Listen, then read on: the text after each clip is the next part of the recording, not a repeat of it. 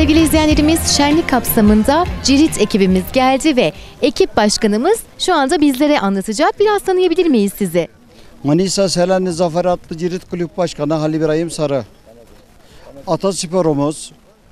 Atasporumuz Cirit'i yaşatmayı, yeni nesillerimize aktarmayı devam ediyoruz.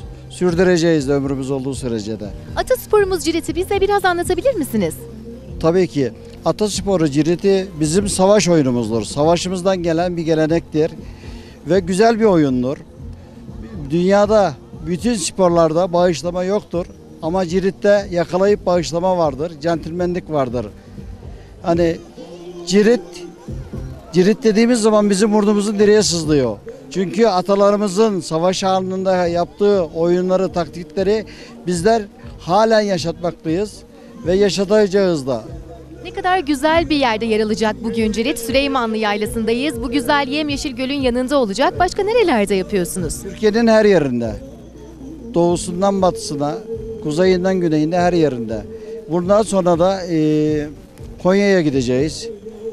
Orada oynayacağız ayın 25'inde nasip olursa. Oradan sonra Karadeniz'e gideceğiz.